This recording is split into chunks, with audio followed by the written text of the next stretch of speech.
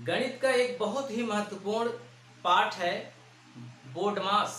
बोर्डमास का नियम ये होता क्या है और बोर्डमास की किस तरह की सवालें आती हैं और कहाँ पे हम ज़्यादा गलती करते हैं, ये सब कुछ आज हम लोग इसी वीडियो में सीखेंगे। तो आप स्किप मत करिएगा, पेन और कापी लेकर बैठिए और पूरा नोट करिए अच्छे से। पहले आप एक बार अच्छे से देखिए, सुनिए ध्यान से, उसके बाद उसको नोट करिए।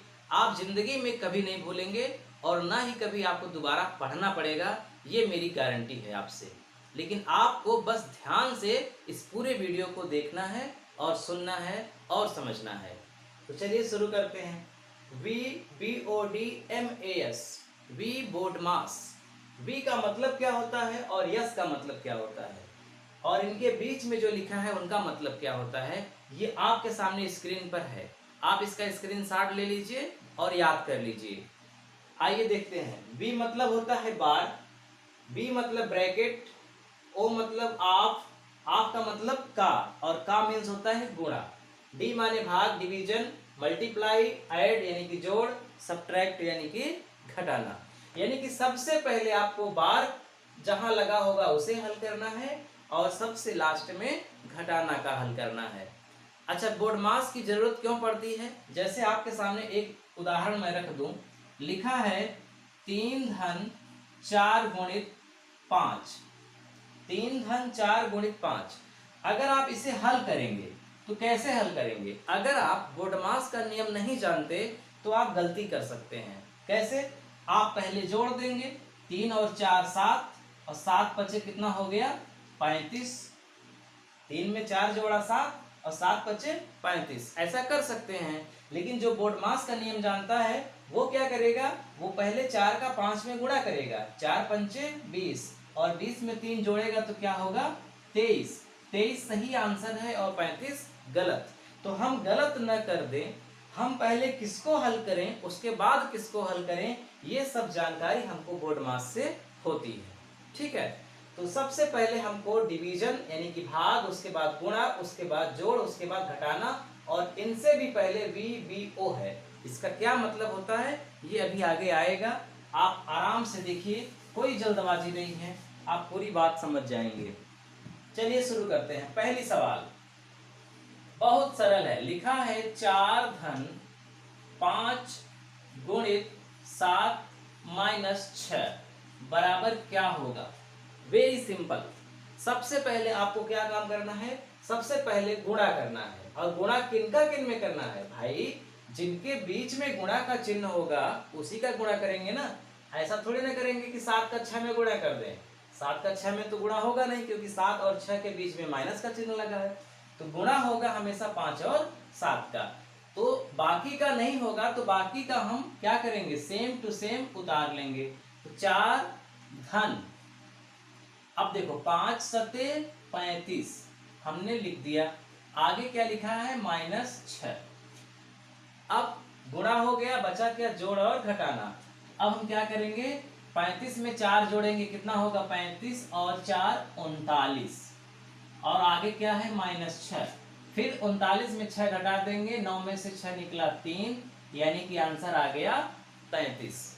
बहुत सरल है, पहले गुणा करना है, उसके बाद जोड़ना है, उसके बाद घटाना है। एक दूसरी सवाल ध्यान से देखिए। अभी आपको लग रहा होगा कि ये तो हम जानते हैं, हम मानते हैं कि आप जानते हैं, लेकिन आप देखिए आपका रिवीजन होगा। लेकिन अभी इसी में ऐसी छोटी छोटी बारीक चीजें बताने जा रहे हैं जो शायद आप पहली बार सीखेंगे, इसलिए कहीं स्किप मत करिएगा। जैसे लिखा है 4 माइनस 3 धन 5, इसे हल करना है।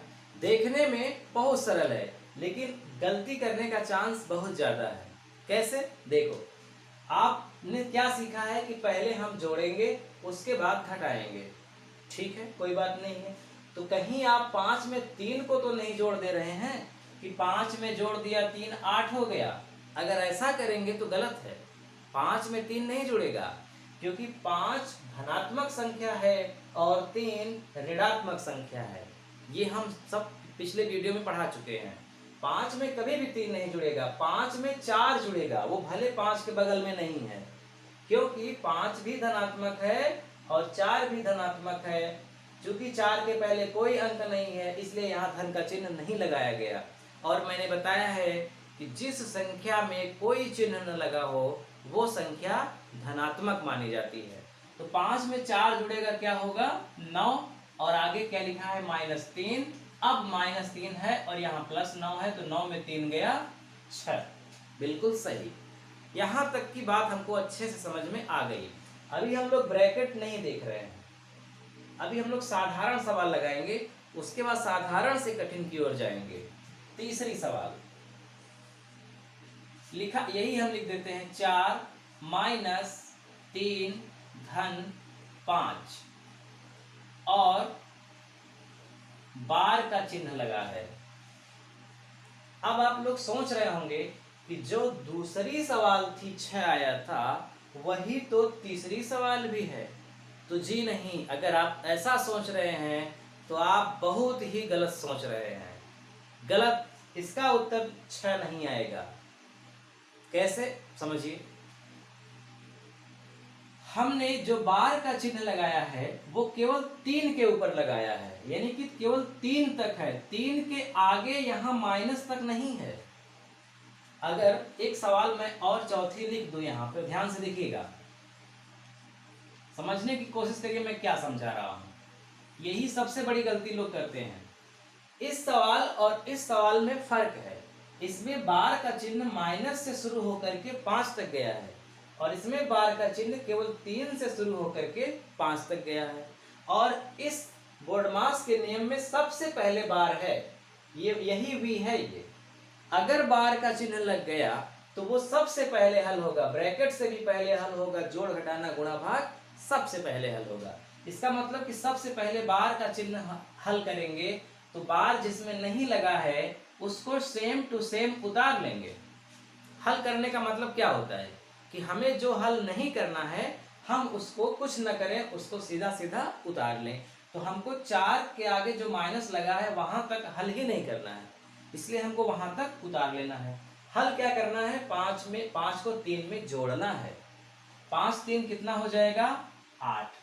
अब फिर से सवाल आपके दिमाग मतलब प्रश्न उठा होगा कि अभी तो बताया कि 5 में 3 जुड़ेगा नहीं क्योंकि 5 धनात्मक है और 3 ऋणात्मक है, तो यहाँ कैसे जुड़ गया। यही मैं समझाने की कोशिश कर रहा हूँ।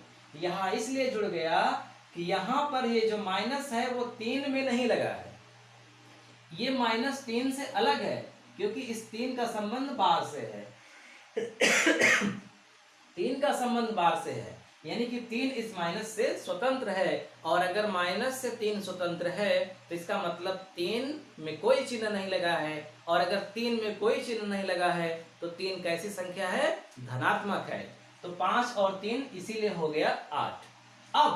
अब ध्यान से समझिएगा कि अब -8 ये मान लिया जाएगा, और अगर आप धन इसको मानोगे भी तब भी तो धन के पहले माइनस लगा है ना, तो अब ये 8 में 4 नहीं जुड़ेगा, 8 में 4 घट जाएगा, कितना आएगा 4, और चिन्ह बड़ी वाली का लगेगा।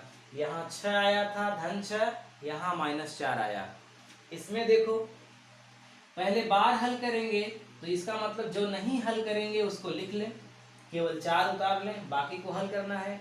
तो 5 में 3 को घटाएंगे, 5 में 3 को घटाएंगे क्योंकि 5 धनात्मक संख्या है और 3 ऋणात्मक संख्या है, और ऋणात्मक यानी कि ऋण तक भी बार लगा है, यानी कि जहां तक बार लगा है हमें वहां तक सॉल्व करना है। तो 5 में 3 गया क्या होगा 2, और चिन्ह बड़ी वाली का, घटाना में यही तो होता है ना कि बड़ी वाली में छोटी वाली को घटाओ और चिन्ह बड़ी वाली का लगाओ। बड़ी कौन है 5 है, 5 में चिन्ह किसका है प्लस का। अब देखो 4 2 कितना हो गया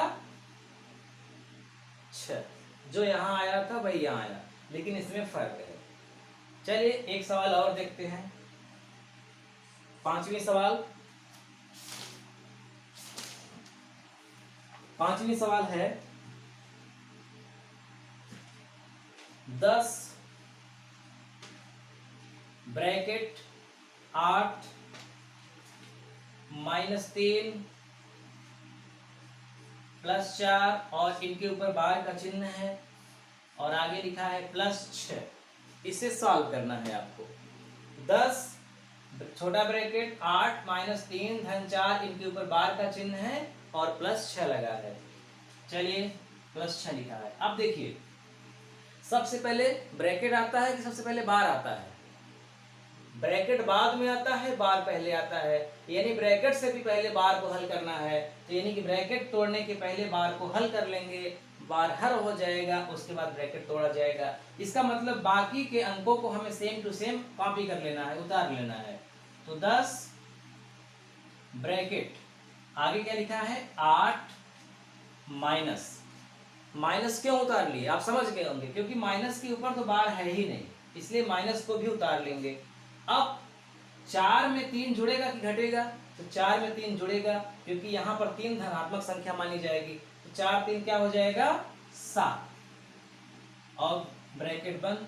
आगे क्या है प्लस 6।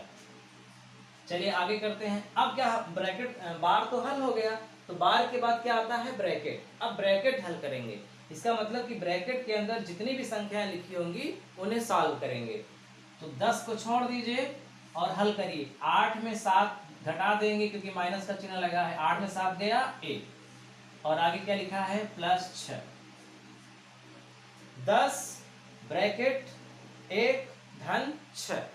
अब ब्रैकेट हल होगा भाई, ब्रैकेट के अंदर जो लिखा था वो तो हल हो गया। अब ब्रैकेट तोड़ेंगे, तो ब्रैकेट तोड़ने के लिए क्या करना पड़ेगा, ब्रैकेट के बाहर 10 लिखा है और 10 के जस्ट बाद कोई चिन्ह नहीं लगा है, इसका मतलब 10 का 1 में गुणा होगा। एक चीज समझ लीजिए कि जब भी ब्रैकेट के बाहर कोई चिन्ह न लगा हो और सीधा कोई अंक लिखा हो, तब उन दोनों के बीच में गुणा माना जाता है। अगर मान लीजिए हम लिख दें 5 धन, अगर मान लीजिए हमने इस तरह लिख दिया, तब तो ब्रैकेट के बाहर धन है, कोई दिक्कत नहीं है, धन है ही, अब गुणा नहीं माना जाएगा। लेकिन अगर ऐसे लिख दें तब ब्रैकेट के बाहर क्या माना जाएगा, गुणा माना जाएगा।